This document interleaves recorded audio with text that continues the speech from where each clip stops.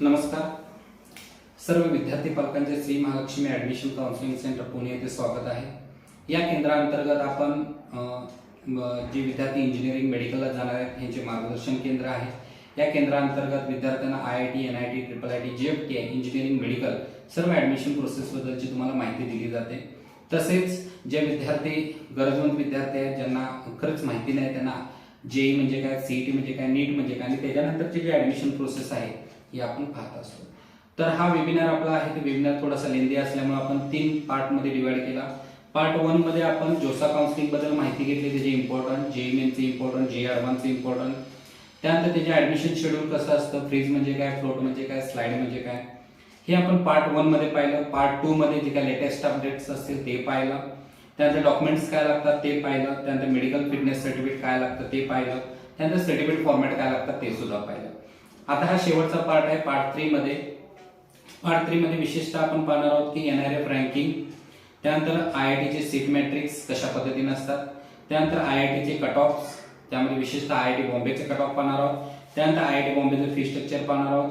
त्यानंतर NIT नागपूरचं fee structure पाहणार आहोत आणि IIT पुणेचं फी स्ट्रक्चर पाहणार आहोत. तर सुरू करू आपण.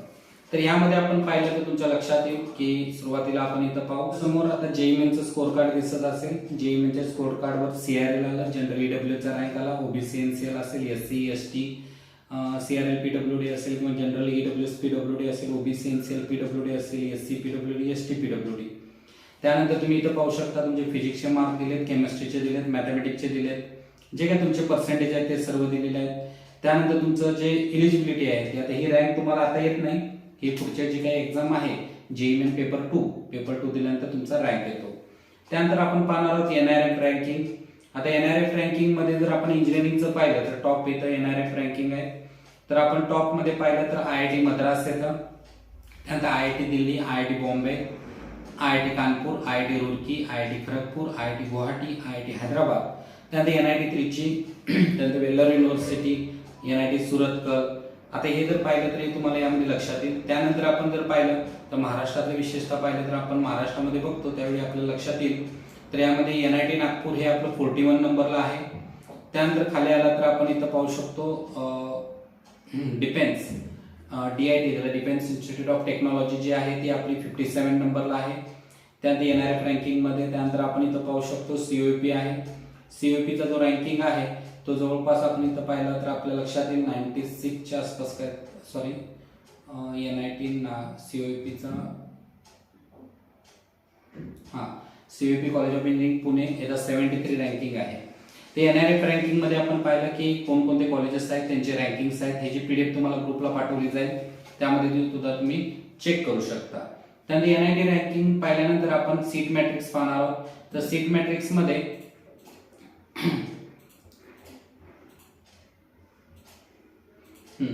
तर सीट मॅट्रिक्स मध्ये IIT बॉम्बे आहे. तर IIT बॉम्बेचा आपण विशेषतः पाहणार आहोत. तर IIT बॉम्बे मध्ये ज्या ब्रांचेस आहेत त्यामध्ये फर्स्ट ब्रांच आहे एरोस्पेस इंजिनिअरिंग, 4 इयर्स कोर्स आहे, त्याच्या 63 जागा आहेत. त्यानंतर IIT बॉम्बे केमिकल आहे, त्याच्या 118 जागा आहेत. त्यानंतर IIT बॉम्बे सिव्हिल इंजिनिअरिंग आहे, त्याच्या 136 जागा आहेत. त्यानंतर IIT Bombay environmental science and engineering 4 इयर्सचा कोर्स आहे, त्याच्या 37 जागा आहेत, 37. IIT बॉम्बे मध्ये कॉम्प्युटर सायन्स अँड इंजिनिअरिंग आहे, 4 years course, bachelor of technology, त्याच्या 146 सीट्स आहेत. त्यानंतर IIT बॉम्बे मध्ये इंजिनिअरिंग फिजिक्स आहे, 4 इयर्स, बॅचलर ऑफ टेक्नॉलॉजी, त्याच्या 48 सीट्स आहेत. त्यानंतर IIT बॉम्बे मध्ये मेकॅनिकल इंजिनिअरिंग आहे, 4 इयर्स कोर्स आहे, त्याच्या 160 सीट्स आहेत. IIT बॉम्बे मध्ये metallurgy engineering and material science आहे, त्याच्या 4 इयर्स कोर्स आहे, त्याच्या 109 सीट्स आहेत.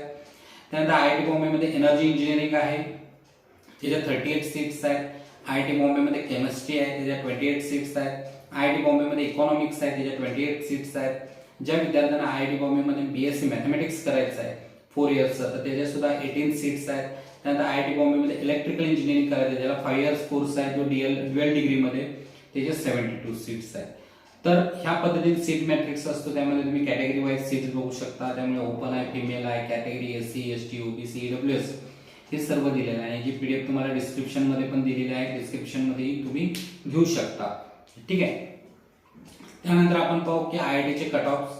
तर कट ऑफ पाहताना आपल्याला लक्षात येईल की IIT बॉम्बे मध्ये वेगवेगळ्या जशा ब्रांचेस पाहिल्या तसे आपण IIT बॉम्बेचे वेगवेगळे ब्रांच पाहू. त्यामध्ये विशेषतः आपण कॉम्प्युटर सायन्स पाहू, जे आता पॉप्युलर ब्रांच आहे. तर कॉम्प्युटर सायन्सचा जर आपण इथे विषय घेतला तर कॉम्प्युटर सायन्समध्ये जर आपण बघितलं तर तुमच्या लक्षात येईल की तर यामध्ये तुम्हाला जे सीट्स आहेत ते ऑल इंडिया कोट्यातून दिले जातात. IIT Bombay computer science and engineering 4 years bachelor of technology. तर जनरल न्यूट्रल हे द स्टार्टिंग रँक म्हणजे जे ऍडमिशन सुरू झाले ती 1 पासून एंड झालेली आहे ती 66 ला. म्हणजे टॉप 66 कॅन्डिडेट हे CS साठी IIT बॉम्बेला प्रेफर करतात. त्यानंतर IIT बॉम्बेमध्ये ओपन फिमेल आहे. फिमेलचा 56 स्टार्टिंग रँक, 291 एंड रँक. त्या IIT बॉम्बे कॉम्प्युटर सायन्स साठी जे ओपन PWD कॅन्डिडेट आहेत ते 3 to 5 आहे. त्यानंतर computer science female only PWD candidate आहेत त्यांचे 11 आहे. कॉम्प्युटर सायन्स आहे EWS साठी 6 to 20 आहे. हा ऍडव्हान्सचा रँक आहे, विशेषतः लक्षात ठेवा. Computer science female only 29 to 74. Computer science PWD EWS PWD second. Computer science OBC NCL 10 to 58. Then computer science OBC NCL female 29 to 2 to 7. Computer science general 5 to 7. Then computer science female only 12 to 12. Computer science SC general neutral 2 to 25. Computer science SC female only 31 to 113. Computer science SC PWD 5. Then computer science ST 1 to 10. Computer science ST female 40 to 87. Computer science general 1 to 1. Economics चे आहे. ते ह्या पद्धतीने तुमचे जे काही cut offs आहेत हे तुम्हाला पुस्तकात पण दिलेले आहेत. मी ज्या विद्यार्थ्यांना पुस्तक पाहिजे ते घेऊ शकता. तसेच तुम्हाला PDF सुद्धा पाठवले, PDF च्या माध्यमातून तुम्ही चेक करू शकता. त्यानंतर आपण पाहणार आहोत की IIT बॉम्बेचं कट ऑफ पाहिलं तर IIT बॉम्बेचं फी स्ट्रक्चर पाहू. तर फी स्ट्रक्चर मध्ये जर आपण पाहिलं तर तुमच्या लक्षात येईल की IIT बॉम्बेची जी फीज आहे त्यामध्ये जर तुम्ही पाहिलं तर सर्व विद्यार्थ्यांना 1,06,000 फी आहे 950. आणि जे SC ST आहेत त्यांना ट्युशन फी नसते. म्हणजे तुम्हाला फक्त वरचे जे काय 10,000 11,000 असतील 11,700 तेवढेच भरायचे. बाकी तुम्हाला बाकीचे जे विद्यार्थी आहेत त्यांना 1,06,950 रुपये फी आहे. त्यानंतर हॉस्टेलचे वेगवेगळे दिले तुम्ही त्यांच्या वेबसाईटला जाऊन चेक करू शकता. तसेच आपण ग्रुपवर पाठवतो. त्यानंतर जे NITs आहेत NIT मध्ये जर NIT नागपूर घेतलं तर NIT नागपूरचा जो फी स्ट्रक्चर आहे तो जवळपास 1,33,700 रुपये. 2 सेमिस्टर मध्ये फी भरावी लागते. फर्स्ट सेमिस्टरची फी 66,850, सेकंड सेमिस्टरची फी 66,850. आता हे सर्व डेटा हा मागच्या वर्षीचा आहे.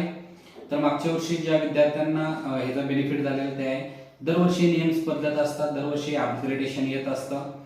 तर जे काही नवीन आहेत ते अपग्रेडेशन तुम्हाला दिले जाईल. त्यासाठी तुम्हाला चॅनलला सबस्क्राईब करून ठेवा आणि बेल आयकॉनवर क्लिक करा, जेणेकरून तुम्हाला रेग्युलर अपडेट्स तुमच्यापर्यंत पोहोचत जातील. तर या ठिकाणी आपण आता क्वेश्चन आन्सर घेणार आहोत. तर क्वेश्चन आन्सर हे लाईव्ह मध्येच असतील आणि ज्यांना वेबिनार अटेंड करता आला नाही ते तुमचे क्वेश्चन्स आपले कमेंट्स मध्ये विचारू शकता. मी त्यामध्ये तुम्हाला उत्तर देण्याचा प्रयत्न करेन. तसेच हे जे व्हिडिओज आहेत ते तुम्ही तुमच्या मित्रांना किंवा तुमचे जे 10th चा ग्रुप आहे 12th चा ग्रुप आहे ह्या विद्यार्थ्यांनाही पाठवा, जेणेकरून त्यांना ऍडमिशन प्रोसेस बद्दल माहिती होईल आणि त्यांची जी काय होणारी ओढाताण आहे ही ओढाताण त्यांची होणार नाही. ठीक आहे. असंच भेटू पुढच्या नवीन विषयासह. धन्यवाद. जय हिंद, जय महाराष्ट्र.